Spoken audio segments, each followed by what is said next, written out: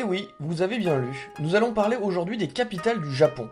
Car tout au long de l'histoire, il n'y a pas eu que Tokyo, loin s'en faut. La première capitale d'importance de l'histoire du Japon à apparaître en 538 se nomme Asuka-Kyo, et donne d'ailleurs son nom à l'époque Asuka.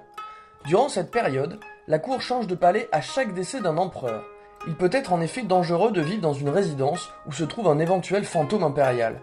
Il arrivera même que la cour déménage brièvement dans d'autres villes, telles que Koryo, Fujiwara-Kyo ou même Osaka.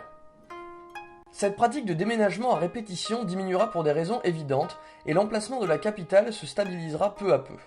Au début de la période Nara, en 710, elle est transférée à Eijo-Kyo et y restera jusqu'en 784. On notera quelques brèves interruptions. Après le départ de la cour, la ville prend son nom définitif, Nara, d'où le nom de la période. Pendant les 10 ans qui suivent, c'est Nagaoka-Kyo qui devient la première ville du Japon. Malheureusement, de fréquentes crues causent nombre d'inondations et les maladies qui s'ensuivent indisposent la famille impériale. Il faut donc de nouveau se déplacer, mais cette fois c'est pour longtemps. Kamu va en effet vivre à Heian-Kyo au début de la période presque éponyme, la période Heian, en 794. Cette ville deviendra plus tard Kyoto et restera le siège du pouvoir impérial jusqu'en 1868. Mais comme vous le savez déjà, le premier shogun Minamoto prend le pouvoir en 1185. Il installe son gouvernement à Kamakura, le siège du clan Minamoto, qui devient de fait le véritable centre du pouvoir, nommé le Bakufu. La cour impériale reste à Kyoto, mais le shogun l'ayant privé de presque tous ses pouvoirs, la ville perd une immense partie de son importance. C'est le début de l'ère Kamakura.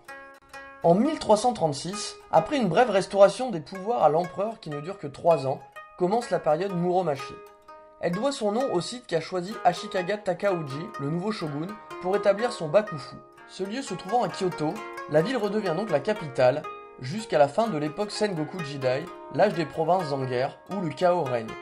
Le shogunat Ashikaga est chassé de Kyoto en 1573, mais il faudra attendre jusqu'en 1603, date où Tokugawa Ieyasu est proclamé shogun, pour que le Bakufu soit déplacé dans un petit village de pêcheurs, Edo. En 1868, l'empereur Meiji reprend le pouvoir des mains du shogun Tokugawa Yoshinobu. Seulement, plutôt que de ramener la capitale à Kyoto, il fait déplacer le siège de son pouvoir à Edo, qui devient la capitale définitive du Japon, et change son nom en Tokyo, la capitale de l'Est.